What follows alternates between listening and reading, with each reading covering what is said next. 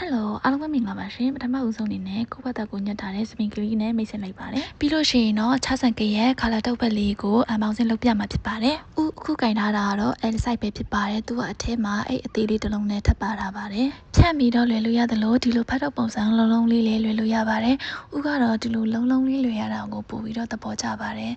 ပို့ပြီးတော့လာတယ်လို့ခံစားရတယ်ပေါ့နော်ဒီရောင်လေးကတော့ espresso brown color လေးပဲဖြစ်ပါတယ်ဥလွယ်ထားတာကတော့ L size ပဲဖြစ်ပါတယ် L size မှာဆိုလို့ရှိရင်တော့ဒီအုတ် color နဲ့ espresso brown ဆိုပြီးတော့အယောင်2ယောင်ပဲရှိပါတယ်ပစ္စည်းကိုတော်ရုံတန်ရုံထည့်ချင်တယ်ဆိုလို့ရှိရင်တော့ဒီ L size 8လောက်ဆိုလို့ရှိရင်အဆင်ပြေပါတယ်ဒါမှမဟုတ်ဘူးကိုကပစ္စည်းအများကြီးထည့်ချင်တယ်ဆိုလို့ရှိရင်တော့ဒီ XL size လေးကပို့ပြီးတော့အဆင်ပြေပါတယ်ပြီးတော့ XL နဲ့ L size က size တော်တော်ကွာတယ်2ဆလောက်ကွာတယ်ပေါ့နော်